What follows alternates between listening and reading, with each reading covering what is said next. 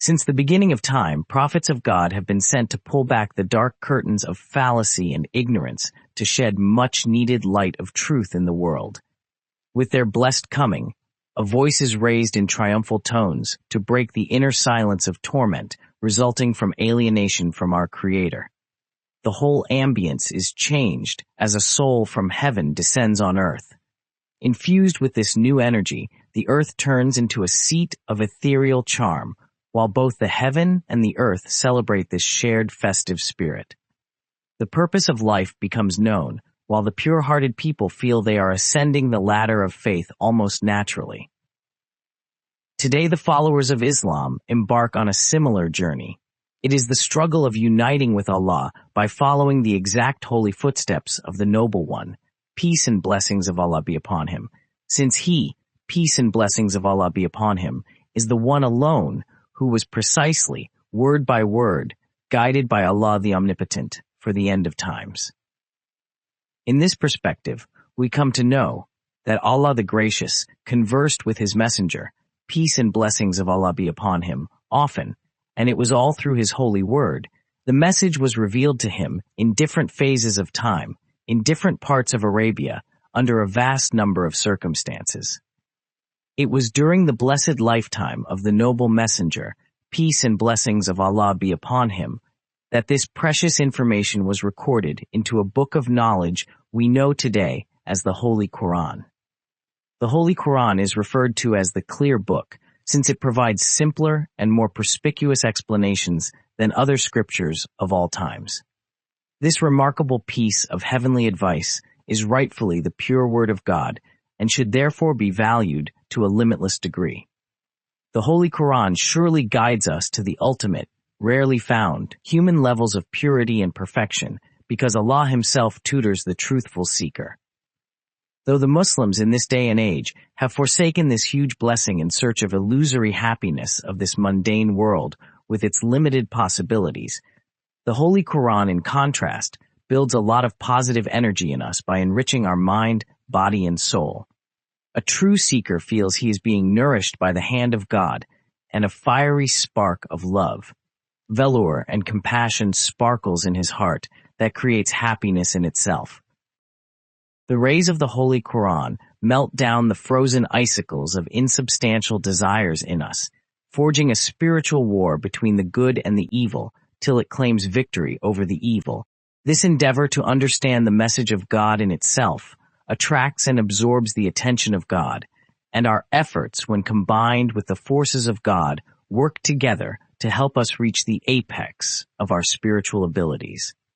Yes, this living miracle of God is a time machine that has the power to obliterate the dark past of a believer without taking him to the past and making him aware of his offenses, the guilt of which haunts him.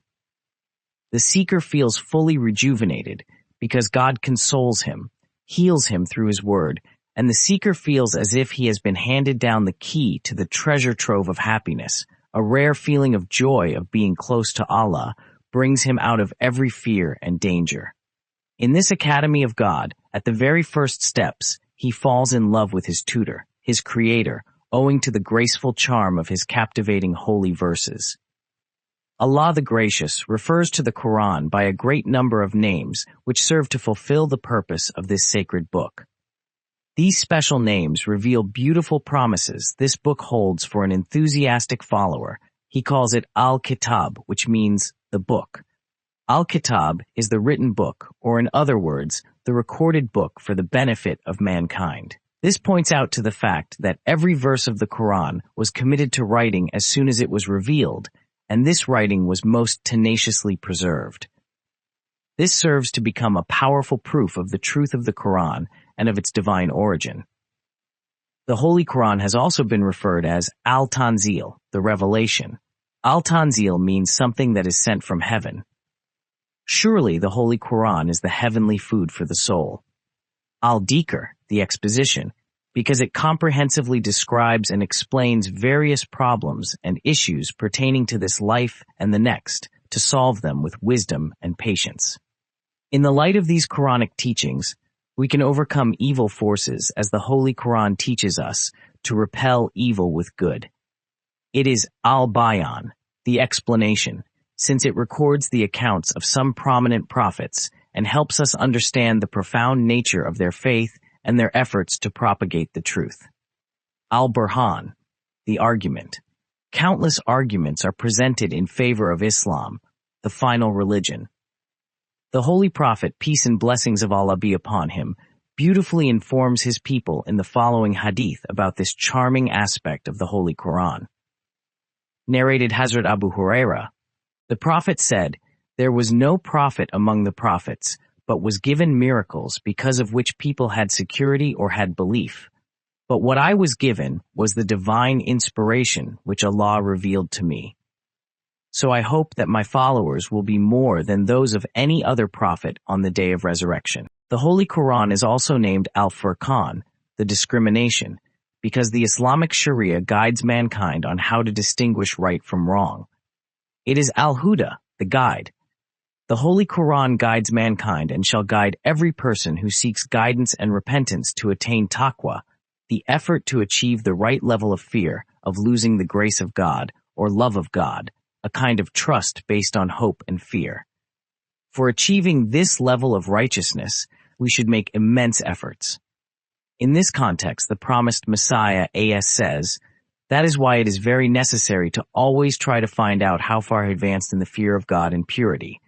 The criterion for this is the Holy Quran. Holy Quran is touchstone. One should always try to be finding out his standard of taqwa and purity. The touchstone for this is the Holy Quran.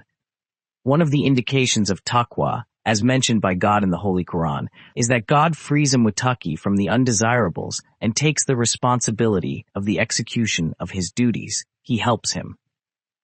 God the Almighty says in the Holy Quran, وَمَنْ يَتَّقِ اللَّهَ يَجْعَلْ لَهُ مَخْرَجًا وَيَرْزُقْهُ مِنْ حَيْثُ لَا يَحْتَسِبُ. He who fears God, is a muttaqi, finds a way out and gets rid of his hardships. That is the way God helps him. God the Almighty provides for him in a way that he could not even imagine. It must be remembered that this is the sign of a muttaqi. He is never in need of useless things. Al-Haq, the truth. The Holy Quran offers conclusive arguments on the existence of God, on the need of God, Al-Haq, who is the ultimate truth above all truths, and this reassures the believers that falsehood does indeed vanish away fast.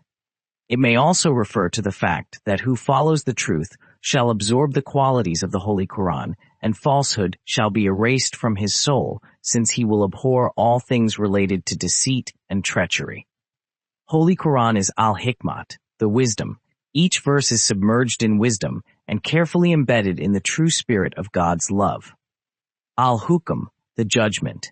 Indeed, the Holy Quran is the final word and the scripture which covers all aspects of justice, kindness, and benevolence, like the giving to relatives, Al-Mau'iza, the admonition. The Holy Quran is a reminder, a blessing imparted to save human beings from the wrath of God. Al-Rahmat, the mercy. The merciful has sent his message so that man may live a blissful life in this world and the next. Al-Nur, the light. Surely it is light that dispels all forms of darkness within the heart and the soul. To further explain this, I quote another extract from the writings of the promised Messiah, peace be upon him. The teaching of the Quran perfects human faculties. In short, the teaching of the Holy Quran proves that Allah the Exalted is all-wise, and all things to the very last shred are in his knowledge, and he has given a teaching that perfects human faculties. You will find no better teaching than this, which instructs the proper and appropriate exercise of forgiveness and retribution.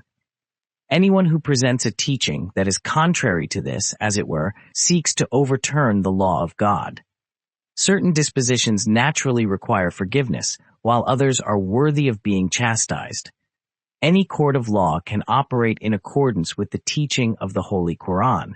However, if the gospel was used as a standard, everything would shut down immediately, and you would see the Al-Ruh, the word, is also a special name given to the Holy Quran, which may refer to the fact that who follows this word of God shall be as close to the Lord as the spirit is to the body. Since that noble believer will try to breathe in and breathe out the principle of God, and may be so blessed by his pervasive power, his Holy Spirit, in this way. My friends, obtaining the stage of Liqa means to meet, to see, shall become metaphorically possible when the true believer has been marked out for his sincerity. Attaining this stage is one of the most difficult journeys a mu'min has to undertake, but surely it is the most rewarding of all. The best form of guidance in this regard has been transmitted to us by the Creator himself through this timeless miracle, the Holy Quran. A seeker can learn from stage 1 to 3. In the book Aina Kamalate Islam, the Promised Messiah A.S. writes, this extract is from Life of Ahmad A.S., the verse of the Quran. Yea, whoever surrenders himself entirely to Allah and is a muhsin, has such a strong connection with God that he may be said to see him at the time of worship, has his reward from his Lord, and there is no fear for such, nor shall they grieve. Al-Baqarah alludes to the three important stages of perfect goodness: Fana, self-annihilation; Baqa, regeneration; and Liqa, union with God. The words, surrenders himself entirely to Allah, clearly teach that all our powers, organs, and whatever belongs to us should be surrendered to God and employed in his service. And this state of man is known as Fana, or death. For when a man surrenders his whole self and all his powers to the will of God and totally resigns himself to his service with a complete extinction of his selfish desires and pleasures, he doubtless brings upon himself a death which the mystics call Fana. The clause that follows, viz., and he is a muhsin, alludes to the stage of Baqa, regeneration, for when a man is quickened by the love of God and moves simply in obedience to his will, after a perfect and complete annihilation and forgetfulness of self, and after the extinction of all selfish desires, he is granted a second life, which may be called Baqa, the stage of Liqa, or union with God. It is the highest stage of knowledge, certainty, trust, and love. The awliya, friends of God, who attain to this point, and those who get a glimpse of it, have been called the children of Allah by some mystics because they throw themselves, as it were, into the lap of divine attributes. The Holy Quran says, remember Allah just as you remember your fathers, which clearly shows that the metaphorical use of these words is not at all prohibited. Otherwise, the Holy Quran would never have adopted a form of speech which could justify the use of such words. Now in this stage of Liqa, a man sometimes works things which appear superhuman and are a manifestation of divine power. For instance, our Lord and Master, the seal of prophets. Therefore, the true followers of the Holy Prophet, peace and blessings of Allah be upon him, should not forget his valuable advice about the importance of holding on to the Holy Quran at all times, because herein lies our salvation. In the light of the message of the Holy Quran, we can comprehend, and insha'Allah ascend the stages of Fana, Baqa, and Liqa by his grace only. Till the end of times, it is the Holy Quran which shall stand as a live channel to God, the Word of God in apparent form or encoded in the form of prophets, shall always become a vital source of leading us to the path of his pleasure, and our present life shall become blessed when it partakes blessings from the wonders of the Holy Quran. Hazrat Jubair ibn Mutamir reported, we were with the Prophet, peace and blessings be upon him, and he said, do you not bear witness that there is no God but Allah without any partner, that I am the messenger of Allah, and that the Quran has come from Allah? We said, of course.